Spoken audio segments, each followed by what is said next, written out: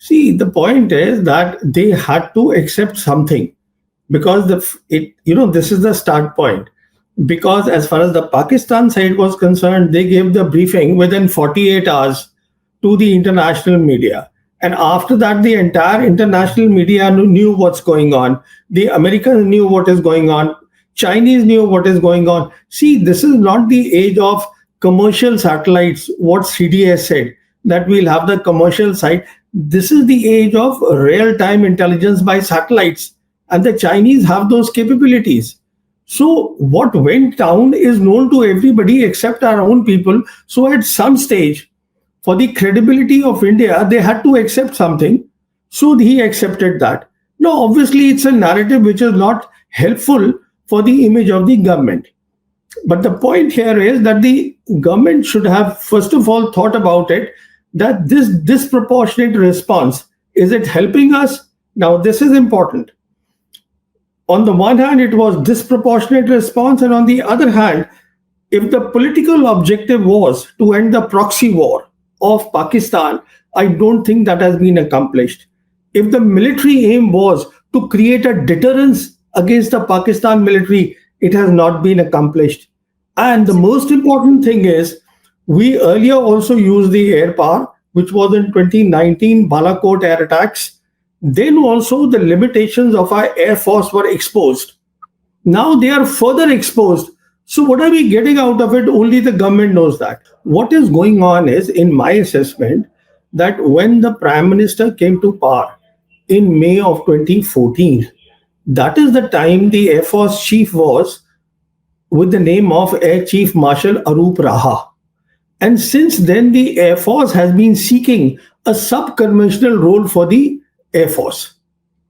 You see, that you also want to, because the army is doing a sub-conventional role. So starting from Arup Raha, all the Air Force chiefs have been wanting a sub-conventional role, that Air Force should be used in this role, which is wrong. Because we are talking of a modern war here. On the other hand, we did not understand a very simple thing, that right from 5th August 2019, when we revoked 370 and 35A from Jammu and Kashmir, Chinese leadership has been consistently saying at all the levels that we will support Pakistan's sovereignty and security.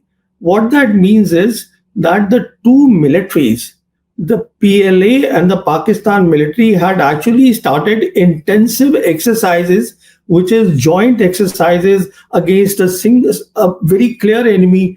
So what is going on is that we did not understand all that. We wanted a role at the lower end. Now, all these things, when you want to fight a modern war, it is not about only weapon systems. It is also about optimizing the weapon system, that is called war concept. And it is also about years of training. It doesn't happen in a jiffy that today you say, okay, I'm buying Rafales, so I become powerful. No, you don't. It is not only Rafales, how do you use the Rafales? How do you use the Rafales with the other systems? And what sort of a training you have done?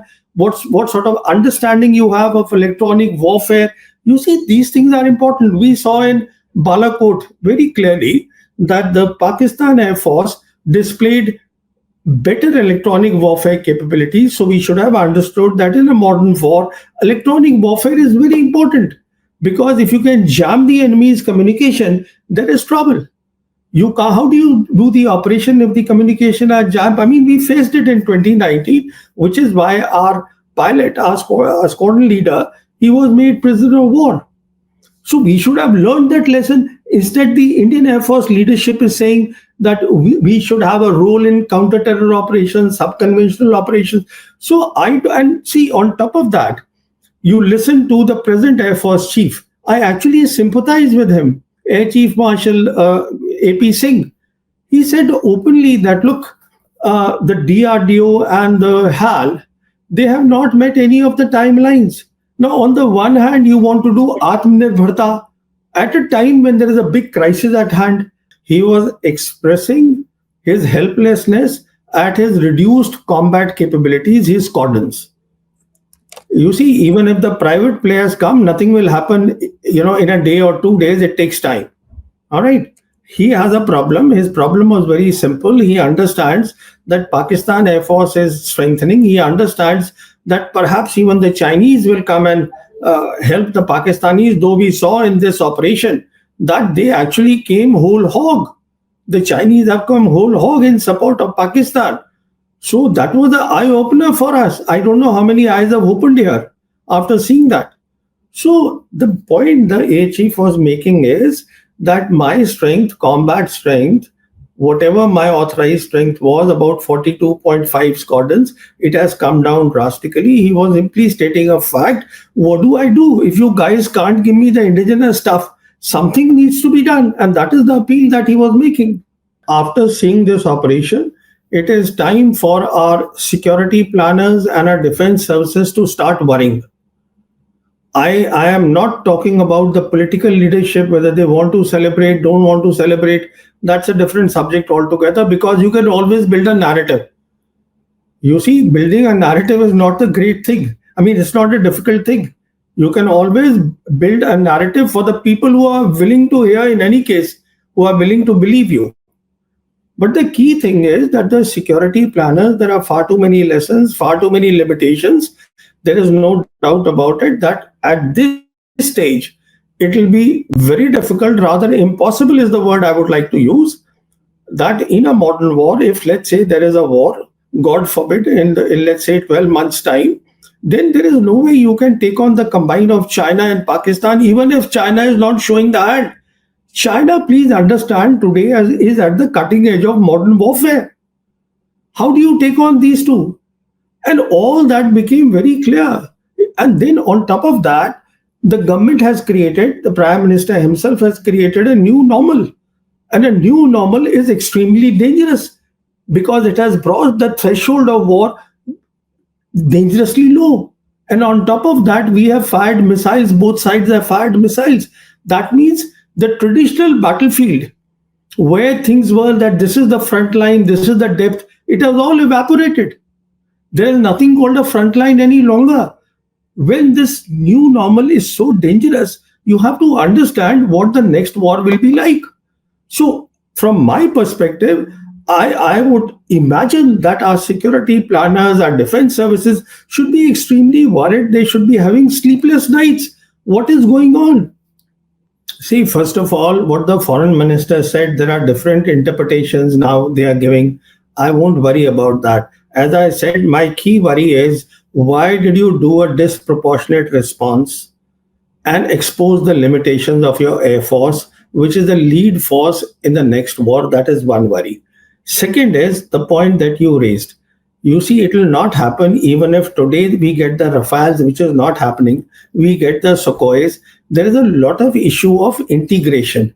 There is a lot of issue of standardization because you need all that for a viable digital ecosystem to back the aircraft, the 4.5 generation, and now the Pakistanis are buying the 5th generation aircraft, the J-35s, and a better missile, which is PL-17s. They use PL-15 now. They are getting PL-17, which has a range of 400 kilometers. So I would worry if I was in their place, the defense chiefs, that what would I worry about? That all this needs time. So what is to be done? What needs to be done is we need to first have peace in the region.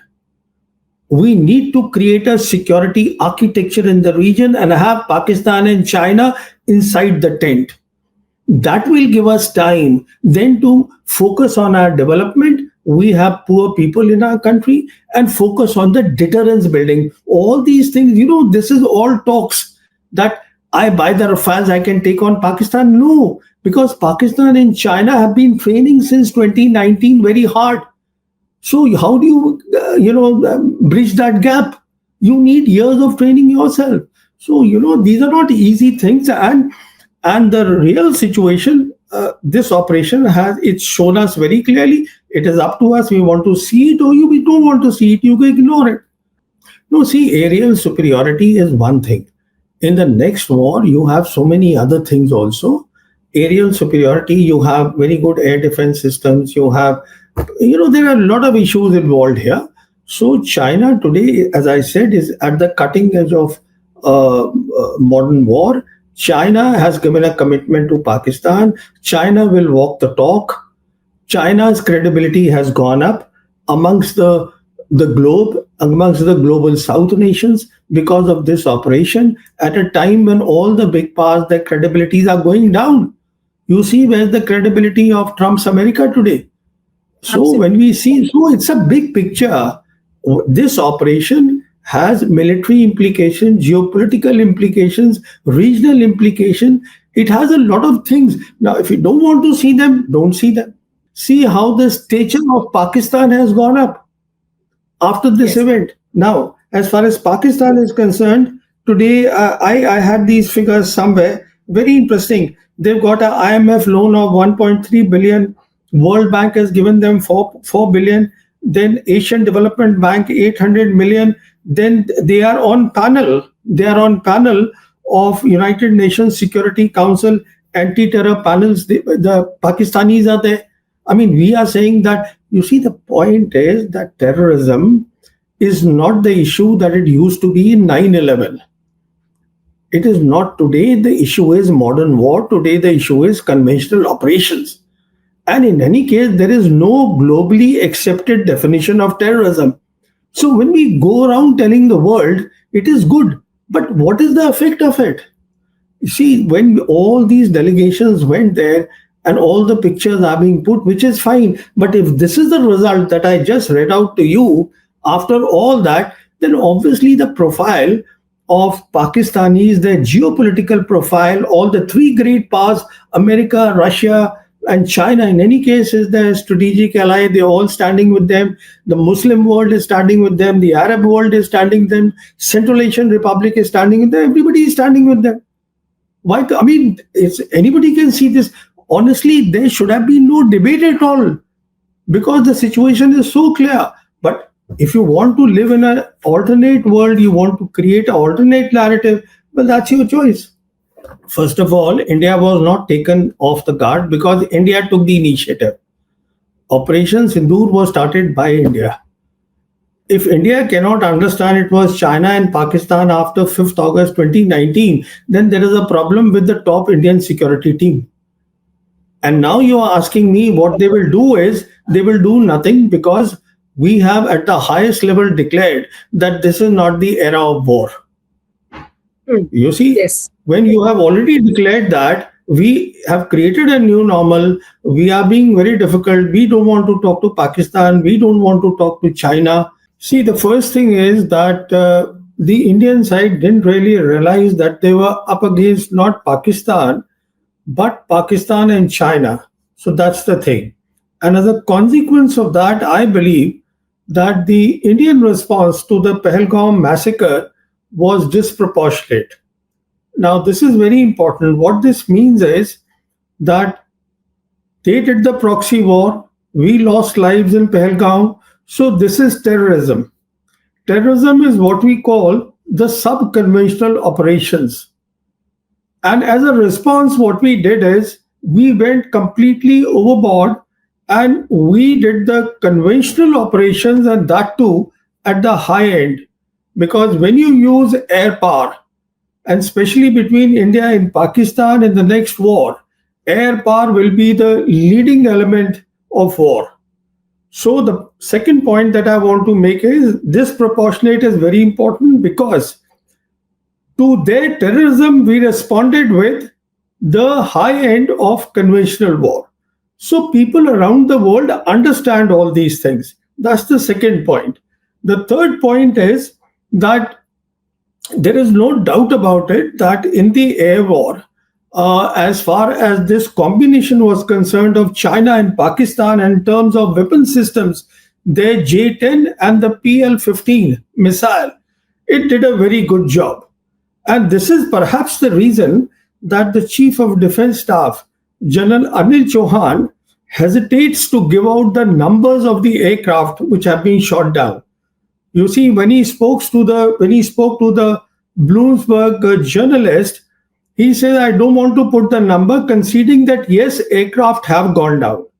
You see, so if it was only one aircraft, he would have conceded it.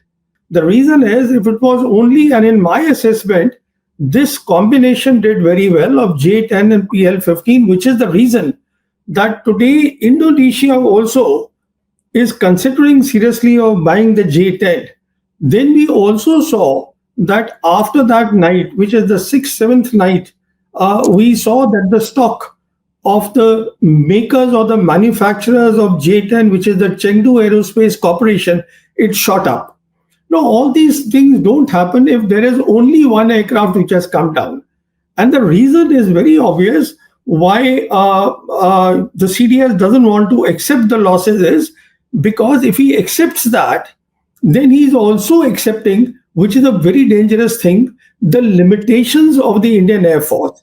And when I say limitations, please understand this is for the benefit of your viewers, because what we are talking about here are the BVRs, beyond visual range missiles. Now, beyond visual range missile, which fire at a very long range, what is important is the digital ecosystem which is backing them. There is a huge digital ecosystem that backs them. If you remember, there was a briefing given by the Pakistan Air Force officer, Air Marshal Aurangzeb Ahmed, to the international press, where he said that now the Pakistan Air Force has got a new warfighting doctrine, which he called multi-domain operations. Now, what that means is that is the digital ecosystem, and that comprises of you have your satellites, you have your airborne assets, you have your ground assets, you have your fighters, and everything is linked with their link 17. Now, so when you have a fighter which is firing a BBR, then there is an ecosystem which is helping him. So if there are more kills on the Indian side, it would mean that the ecosystem of the other side was better. An ecosystem takes many years to build. It's not only putting together, it's about professional training. So I'm just giving you the reasoning behind all this. This is my thinking that all this would not have happened. Indonesia wanting to buy them, stocks going up if there was only one aircraft. But as when the Bloomberg journalist asked the CDS that did 6 aircraft come down, he says, no, it is not that. So we accept the CDS point of view here, but certainly it was more than one.